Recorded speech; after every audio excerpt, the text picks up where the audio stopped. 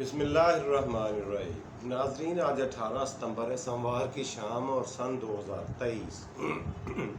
آپ کا اپنا میزبان جاوید اقبال شام کے پروگرام کے ساتھ آپ کی خدمت میں ایک دفعہ پھر سے پیش خدمت ہے۔ آپ سب کو میری طرف سے السلام علیکم ورحمۃ اللہ وبرکاتہ۔ کیسے ہیں آپ سب لوگ؟ ٹھیک ہیں، خیریت سے ہیں؟ اللہ سبحانہ و تعالیٰ سے دعا ہے، خیر ہے کہ اللہ کرے آپ جہاں بھی ہوں اپنے اہل خانہ کے ساتھ خوش و خرم بھی ہوں اور محفوظ بھی۔ جی ناظرین، شام کے پروگرام میں ہمارا پہلا اور مین سیگمنٹ ہوا کرتا ہے آج کی کہانی۔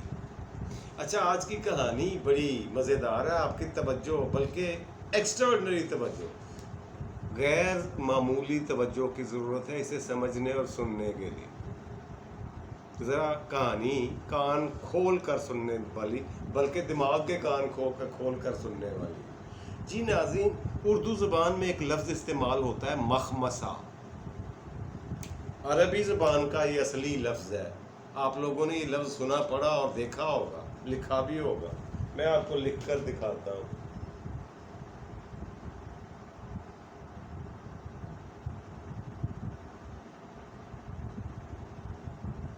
یہ لفظ ہے جی، مخمصہ۔ ٹھیک سے نظر آ رہا ہے آپ کو؟ نوٹ فرما لیں، مخمصہ۔ اچھا، یہ عربی زبان کا لفظ ہے، استعمال ہوتا ہے اردو میں، اور اس کا مطلب کوئی بتا سکتا ہے آپ لوگوں میں سے؟ کن کن کو پتہ ہے؟ مجھے بتائیں ہاتھ کھڑا کر۔ کسی کو؟ بہت کم لوگ ہوں گے۔ اچھا، مطلب کا پتہ ہے لیکن ایکسپلین نہیں کر سکتے، بتا نہیں سکتے۔ جو عام طور پر عمومی اور سطحی اس لفظ کا مطلب لیا جاتا ہے وہ ہے بکھیڑا یا جھنجھٹ۔ اس کے لیے بہترین الفاظ جو ہیں اس کے ترجمے کے لیے اردو میں بکھیڑا یا جھنجھٹ ہو سکتی ہے، لیکن اسٹوڈنٹس کو سمجھانے کے لیے اسے بڑی محنت کی ضرورت ہوتی ہے کہ مخمصہ اور جھنجھٹ دو علیحدہ علیحدہ چیزیں ہیں یا بکھیڑا اور چیز ہے، ایسا نہیں ہے۔ لیکن سمجھائے کون اور سمجھے کون؟ بلکہ کچھ نہ سمجھے خدا کرے کوئی۔ ایک استاد صاحب تھے، ٹیچر، اپنی کلاس میں گئے، کتاب کو پڑھتے پڑھتے، اردو کی کتاب کو مطالعہ کرتے ہوئے، پڑھتے پڑھاتے ہوئے ایک فکرے میں یہ لفظ آ گیا، مخمصہ۔ اب سنتے جائیں، یہاں سے غور کرنے کی ضرورت ہے۔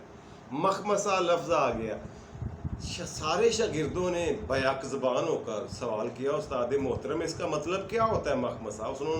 استاد نے کہا یہ عربی زبان کا لفظ ہے، اردو میں استعمال ہوتا ہے، اس کا مطلب ہے جھنجھٹ یا بکھیڑا۔ لیکن کسی کے پلے کچھ نہیں پڑ رہا تھا، کسی کو سمجھ نہیں آ رہی تھی کہ یہ کیسے اور کیوں ہے، اس کا مطلب یہ کیسے ہے۔ مخمصے کا مطلب جھنجھٹ کیا ہوا، بکھیڑا کیا ہوا۔ اب استاد محترم کے پاس سوائے اس کے کوئی چارہ نہیں تھا کہ انہوں نے تیری مثالیں دے دے کر ایکسپلین کرنے کی کوشش کی اس لفظ کو، لیکن کسی کے پلے کچھ نہیں پڑا۔ سارے منہ تک رہے تھے ایسے، پوری کی پوری کلاس، کہ جیسے کوئی کسی اور زبان کی لینگویج کا ٹیچر بول رہا ہو اور اس کا پتہ ہی نہیں کیا کہہ رہا ہے۔ استاد محترم نے وہ دن چھوڑا، وہ پیریڈ ترک کر دیا۔ اگلے دن پھر کلاس میں آئے اور اسی لفظ کو ایکسپلین کرنے کی کوشش کرتے رہے، تشریح کرنے کی، مختلف طریقوں سے، زاویوں سے، اینگلز سے، مختلف طریقوں سے سمجھانے کی کوشش کی کہ مخمصہ ایک کیفیت کا نام ہے۔ کیسے کسے سمجھ آئے کہ کیفیت کون سی کیفیت جسے ہم مخمصہ کہہ سکیں؟ اب جب 3 دن گزر گئے تو استاد محترم کے پاس اور کوئی چارہ نہیں تھا، انہوں نے ایک کہانی سنانے کا فیصلہ کیا۔ انہوں نے کہا، ساری کلاس سے کہا کہ آپ توجہ سے میری کہانی سنیں، اس لیے کہ کہانی کے اینڈ پہ میں نے آپ سے کوئی سوال کرنا ہے اور اس کا جواب اسی کہانی میں سے دینا ہے آپ نے۔ سارے توجہ کے ساتھ بیٹھ گئے، ہمتاً گوش ہو کے، سر سے پاؤں تک کان بن کر، پوری توجہ کے ساتھ، پوری کنسنٹریشن کے ساتھ استاد محترم کی کہانی سننے کے منتظر تھے۔ استاد نے فرمایا، بات یہ ہے کہ हाई वे, बहुत बड़ी सड़क के ऊपर बाप और बेटा दो मोटरसाइकिल पर बैठकर जा रहे थे, ट्रेवल कर रहे थे, ड्राइविंग कर रहे थे, कहीं जा रहे थे। शागिर्दों ने कहा जी बिल्कुल हमें समझ आ गई, आगे बताएं।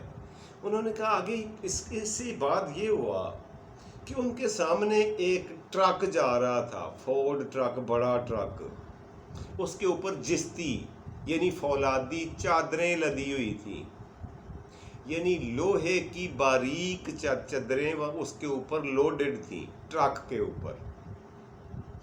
स्पीड ज्यादा होने की वजह से ट्रक के ऊपर से एक चादर उड़ी, एक चादर फौलाद की लोहे की उड़ी और पीछे आने वाले बाप और बेटा दोनों को जाकर लगी। बाप और बेटा दोनों का सर धड़ से अलग हो गया, उतर गया, कट गया, वो चादर लगने की वजह से। बाप और बेटे ने हिम्मत नहीं हारी, उन्होंने सर पकड़े अपने हाथ में और करीबी प्राइवेट अस्पताल में चले गए। प्राइवेट अस्पताल में जब वो चले गए तो डॉक्टरों ने वहां पे, क्योंकि प्राइवेट अस्पताल था, बड़े कारीगर और माहिर डॉक्टर वहां पे मौजूद थे, उन्होंने उनके सर लिए और ऑपरेशन थिएटर खुलवाकर इमरजेंसी बुनियादों पर सर्जरी शुरू कर दी। मतवातर 6 घंटे थिएटर में रहकर सर्जरी करते हुए माहिर और कारीगर डॉक्टरों ने, पढ़े लिखे और अक्लमंद डॉक्टर्स ने, सर्जन्स ने दोनों के सर कामयाबी के साथ उनके धड़ों के साथ जोड़ दिए। दोनों की जिंदगियां बच गईं, दोनों मतलब जिंदा रह गए और 2 महीने तक आईसीयू यानी हाईली इंटेंसिव यूनिट में रहे। High intensive care unit, ICU, intensive care unit में मतवातर 2 महीने रहे और उन 2 महीनों में किसी भी मुलाकाती को उनसे मिलने की इजाज़त नहीं थी। 2 महीनों के बाद जब उनको अस्पताल से छुट्टी मिली, अपने घर पहुंचे एक कार में बैठकर, तो उनके घर में तो शोरो गोगा मच गया, एक भगदड़ मच गई। वजह जानते हो क्या थी? बच्चों ने कहा नहीं जी आप बताएंगे तो हमें पता चलेगा। कि उन्होंने कहा जी बात ये है, उस्ताद ने कहा बात ये है कि डॉक्टर साहिबान ने सर जोड़ते हुए बेटे का सर बाप के धड़ के साथ और बाप का सर बेटे के धड़ के साथ जोड़ दिया। अब क्या हो सकता था? शागिर्द सुन रहे थे बड़ी तवज्जो के साथ, बोले फिर क्या हुआ जी? कहते बताता हूं फिर क्या हुआ। अब बाप और बेटा दोनों शादीशुदा थे, दोनों की अपनी अपनी बीवियां थी। अब शाम को जब वो अलग-अलग अपने बेडरूम में जाने लगे तो बताइए जो बाप की बेगम है, बीवी है, वो किसके पास किस बेडरूम में जाकर रहेगी? अगर वो खामद के बेडरूम उस बेडरूम में जाए जहाँ जिसके ऊपर खामद का सर है, तो उसके नीचे धड़ तो सारे का सारा सगे बेटे का है। और अगर वो बेटे के कमरे में जाए तो उसके सर के ऊपर तो उसके बाप का सर है। अगर बेटे की तरफ जाए, अगर अपने खामद की तरफ जाए उसके सर के साथ, तो धड़ बेटे का, और अगर सर बेटे का है तो धड़ बाप का है। और यही मुश्किल बेटे की बीवी के साथ भी थी। ये वो परेशानी थी जो पूरे गांव से जिसका कोई हल नहीं निकल रहा था। तो करें तो क्या करें? अब अगर मोटरसाइकिल पे भी किसी ने बैठना है, बाप के पीछे जिस बैठे तो कौन बैठे? अगर उसकी बीवी बैठे ठीक है, सार उसके खामद का है, लेकिन धड़ तो उसके बेटे का है। और अगर वो बेटे वाले मोटरसाइकिल पे बैठे, धड़ तो उसके खामद का ही है, मगर सर तो उसके सगे बेटे का है। अब बच्चे जैसे जैसे सुन रहे थे स्टूडेंट्स, वैसे वैसे वो मुअल्लक हो रहे थे। उनका जहन एकदम से अटक रहा था। उन्होंने कहा अभी सुनते जाओ गौर से। मोहल्लेदारों ने मिलकर मौलवी साहब से मशवरा किया कि आप पढ़े लिखे अक्लमंद और दीनदार आदमी है, आप शरअ को और दीन को समझने वाले, ये बताएं इस मसले का हल क्या है। مولوی صاحب نے کہا میری نظر 2 دن سوچنے کے بعد اس کا حل میں نے یہ تلاش کیا ہے کہ یہ دونوں اپنی اپنی بیویوں کو طلاقیں دے دیں اور نئے سرے سے ان کے اپنے دھڑوں کے ساتھ نکاح کیا جائے تاکہ دونوں عورتوں کے لیے دونوں کے دھڑ ان کے خامدوں تک کے دھڑ حلال ہو جائیں۔ اب بتائیں کہ اگر ماں طلاق لے تو کس سے لے؟ اگر وہ اپنے خامد کے چہرے سے لیتی ہے تو دھڑ بیٹے کا ہے، اور اگر بیٹے کے سر سے لیتی ہے تو دھڑ اس کے خامد کا۔ طلاق کس سے لے؟ کون سی باڈی سے لے؟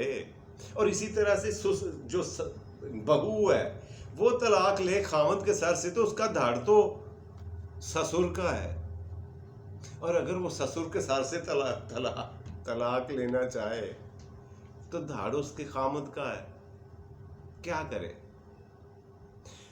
بالآخر ہوا یہ کہ یہ مصیبت، یہ کہانی، یہ مخمصہ، یہ جھنجٹ، یہ بکھیڑا چلتے چلتے کسی کے پاس اس کا کوئی حل نہیں تھا۔ اب ساری کلاس، سارے اسٹوڈنٹس مل کر مجھے یہ بتاؤ کہ ساس کس سے طلاق لے اور بہو کس سے طلاق لے تاکہ دوبارہ نکاح ہو سکیں۔ کافی دیر سوچنے کے بعد اسٹوڈنٹس نے ہاتھ کھڑے کر دیے۔ انہوں نے کہا حضور من، استاد محترم، ہمارے دماغوں نے کام کرنا چھوڑ دیا ہے، ہماری عقل و فکر بہت پیچھے رہ گئی ہے، ہم ایسی جگہ پہنچ گئے ہیں جہاں ہمیں یہ نہیں پتا کہ ہم خود کہاں پہ بیٹھے ہوئے ہیں، سن کا کیا رہے ہیں اور سنا کون رہا ہے، اور ہم کون سی کہانی سن رہے ہیں، سمجھ کیا رہے، پڑھ کیا رہے، ہمیں یہ بھی یاد نہیں ہے۔ استاد محترم نے کہا ایگزیکٹلی، بالکل ٹھیک ہے، میں آپ کو ساری کلاس کو اسی مقام پر لانا چاہ رہا تھا جہاں پہ آپ پہنچ چکے ہو۔ اس وقت جو پوری کلاس کے اوپر ایک حیرت اور پریشانی، حیرانی، جھنجٹ اور بکھیڑے کی کیفیت ہے، اس کیفیت کو عربی میں مخمصہ کہتے ہیں جو اردو زبان میں استعمال ہوتا ہے۔ اب سمجھ آئی آپ لوگوں کو جو میں پچھلے 6 دن سے سمجھانے کی کوشش کر رہا ہوں، مخمصہ کیا ہوتا ہے، اور آپ کے پلے کچھ نہیں پڑ رہا۔ اب آپ سراپا سرتاپا سارے کے سارے مخمصہ بنے ہوئے ہو، اس کیفیت میں ہو، اسی سوچ میں ہو، اسی حالت میں ہو جسے مخمصہ کہتے ہیں۔ ناظرین، کہانی تو خیر کہانی ہوتی ہے، جہاں پہ میں بات کنکلوڈ کرنا چاہ رہا ہوں، جہاں پہ اسے اختتامی نقطے کی طرف لے جانا چاہ رہا ہوں، وہ یہ ہے، وہ بڑی سنجیدہ بات ہے۔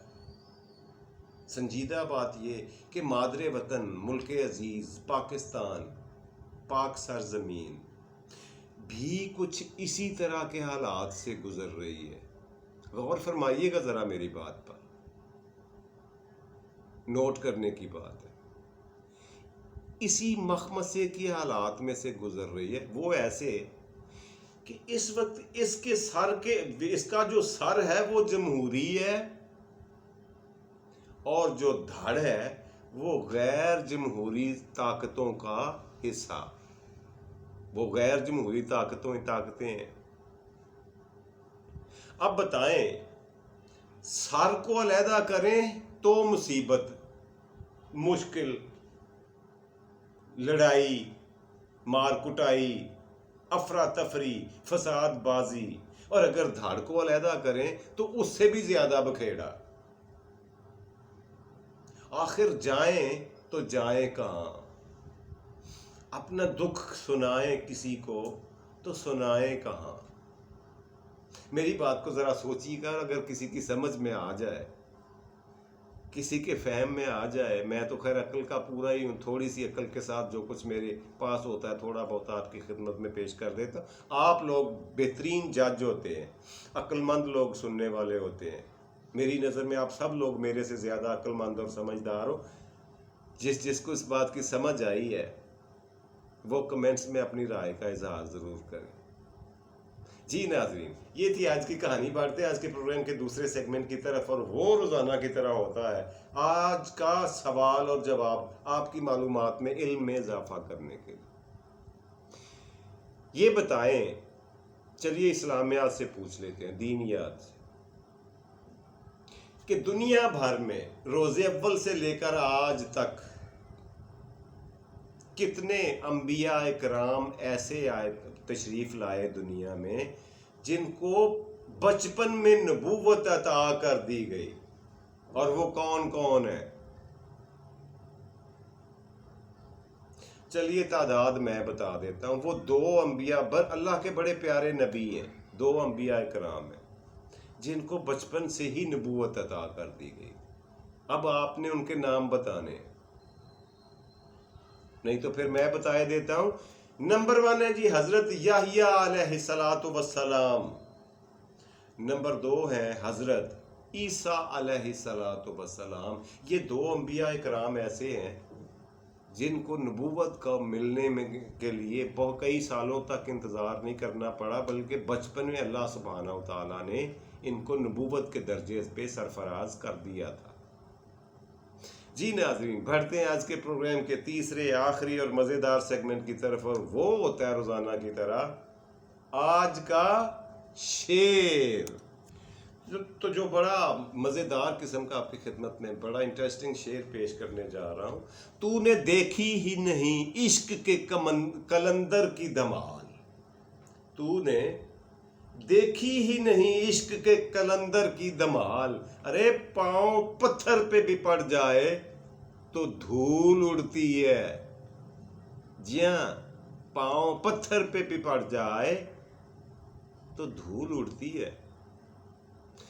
یہ تھی جی آج کی کہانی۔ اسی کے ساتھ آپ کا آج کا سوال و جواب اور آج کا شعر۔ اسی کے ساتھ اپنے میزبان جاوید اقبال کو آج کا پروگرام ختم کرنے کی اجازت فرمائیے۔ خوش رہیں، خوش رکھیں، خوشیاں بانٹیں اور خوشیاں سمیٹیں۔ اپنا اور اپنے پیاروں کا ڈھیر سارا خیال رکھا کریں یار۔ فی امان اللہ، رب راکھا اور پاکستان زندہ باد۔